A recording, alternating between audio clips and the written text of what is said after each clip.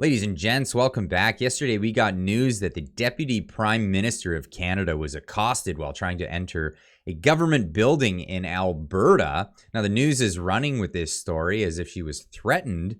She was not threatened at that time. She was accosted and told that she was a traitor by a Canadian citizen as she was entering that building. Now, the story is that instead of what was she doing in Alberta at the end of August on official business? And that's a story that Veterans for Freedom has broken today. But first, let's get into what the media is covering on this now.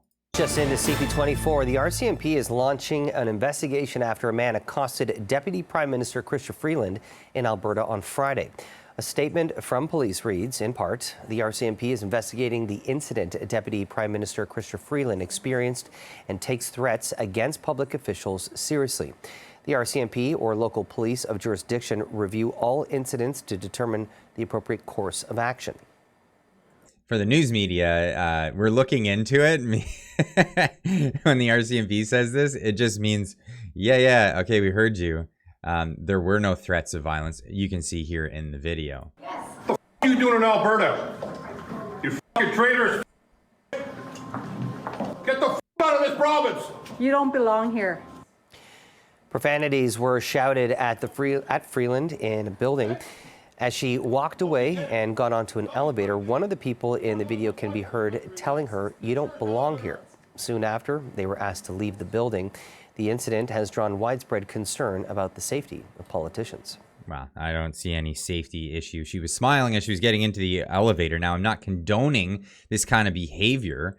From what I understand, the man was in there to actually speak to another representative and then realized Chrystia Freeland, the Deputy Prime Minister, was walking in and, well, took his aggression out in the form of words, calling her a traitor to the country. Now, the Veterans for Freedom released this information, and this is concerning her trip to Alberta. And this is a bit of speculation on what she was doing specifically in that day and what she was there for. But the Veterans for Freedom released this memorandum saying, Deputy Prime Minister Freeland's visit to Alberta was aimed at oil patch. On Friday, 27th of August, 2022, Deputy Prime Minister Freeland's visited Grand Prairie, Alberta. The visit gained notoriety when a man yelled at her and accused her of being a traitor. The visit to Alberta may have been aimed at the oil industry. The federal government has expanded the size of the Cariboo Reserve south of Grand Prairie. A variety of industries concerned, oil, construction, agriculture, etc., have up to the end of 2022 to devise a caribou management plan. If they do not, the federal government may step in with protection order, which will stop all new activity in the area.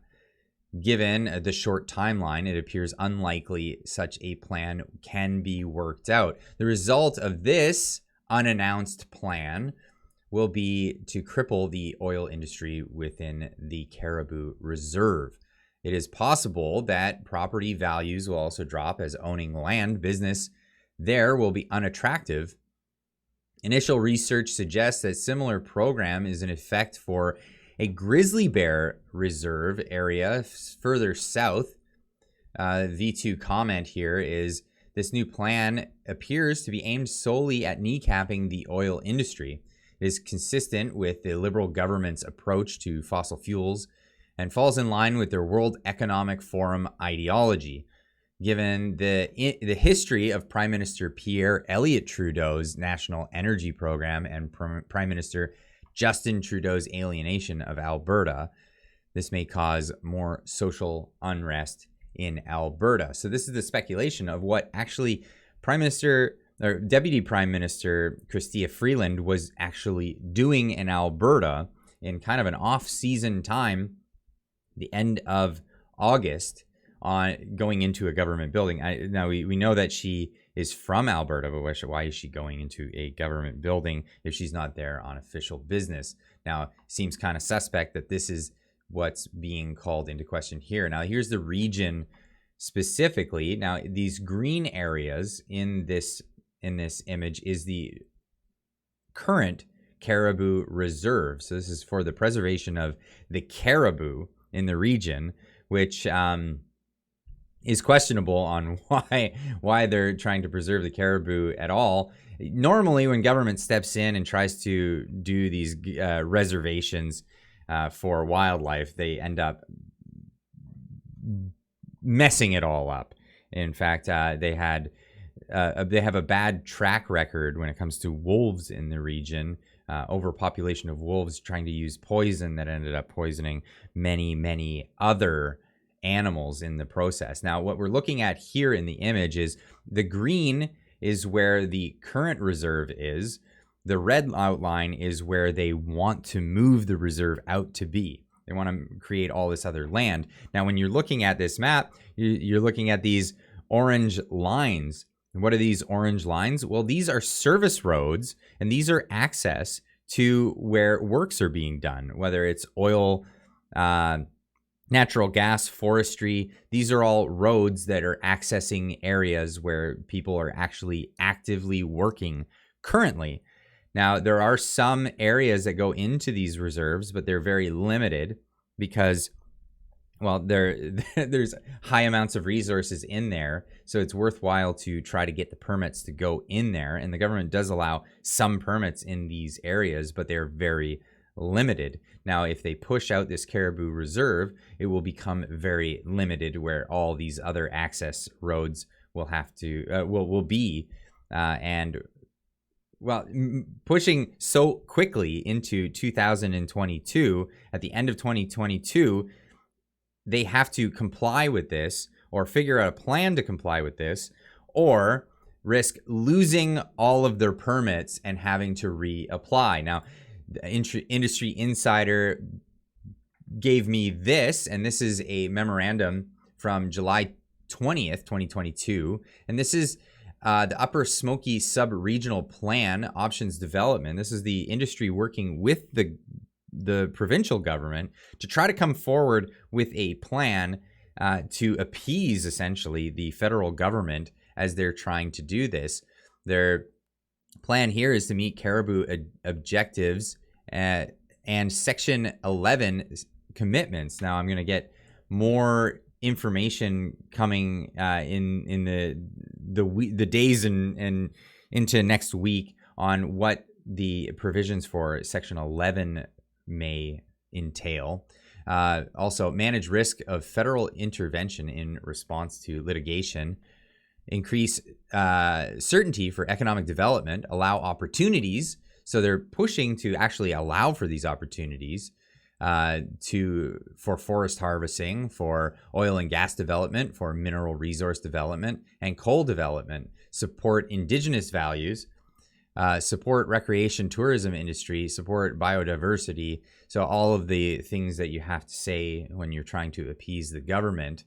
The options development will align with provincial policy commitments made in Section 11 agreement, consider task force recommendations, strategies, options, demonstrate achievements of the plan objectives, understand cumulative impacts of resource development on First Nations and Métis organizations in their ability to practice traditional uses and exercise treaty rights. I thought this was about caribou. This is, it gets into a lot of extra other things, it seems, in this memorandum, but this is just the nature of the government. As they step in with new legislation, they come in with all kinds of new excuses to put work to a halt. And this is them moving into this region, and they're trying to expand what was already a caribou reserve, but expand it even further out. And here's a greater map of Alberta here. So you can see Edmonton, Red Deer.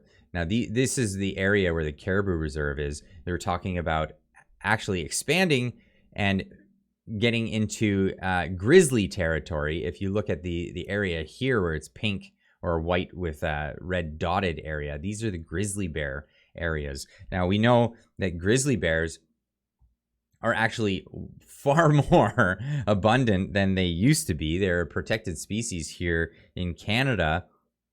but they've become a nuisance as their numbers have grown. But this is how the government works. They get into a process of, we're focused on making sure that there's more of an animal, and then you end up with too many. We know that the natives up north the Inuit are dealing with record numbers of polar bears because of the initiatives to save the polar bears. Now there are too many polar bears, and people are worried about what may happen on a day-to-day because they are the largest carnivorous animal on the planet. So this is exactly how it's going.